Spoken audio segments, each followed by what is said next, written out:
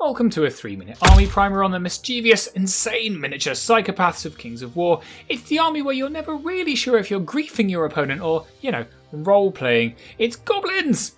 Goblins is appropriately one of the most fun armies you can bring to the game. It's a great excuse to ram a metric shit ton of tiny lunatics onto a table with enough redundancy that you can liberally throw bodies at the problem with gay abandon. But hidden within the list are some actually very tactical options that can make this a surprisingly strategic army to play with.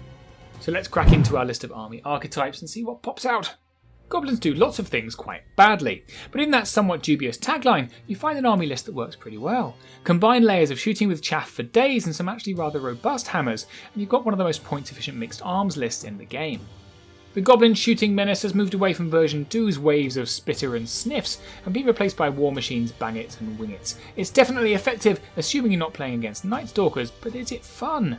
It very much depends who you ask. If you're the one being shot off the board, perhaps not. And the good old Trash Swarm, a category I frankly put in for Goblins. No one does trash quite like the waves and waves of rabble and associated hangers-on you can bring with these guys. It may not always be efficient, but it's definitely very silly and hence wholly within the Goblin General's job description. Bangits are so conspicuously in need of a nerf I was tentative about even including them in this list in case I have to remake the video as soon as the next Clash of Kings update hits. 3 grenades per bangit, each with shattering and just 60 points. It's the griefer's choice of irritating hero. Mincer mobs hit right dead central in what a Goblin army should be. Completely mad and as fun as you can imagine. What's not to love about giant rotating blades driven by miniature psychopaths? They're brilliant in nearly every way.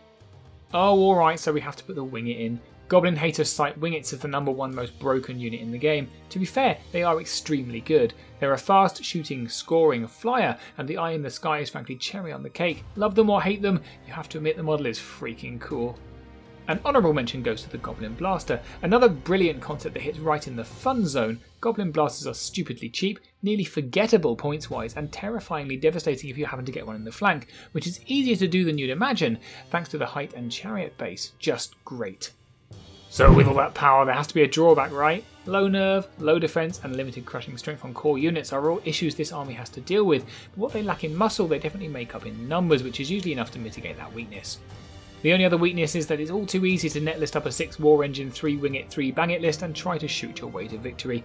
The only problem is that's not very fun to play against, and that's not very Goblin of you, is it? What a conundrum!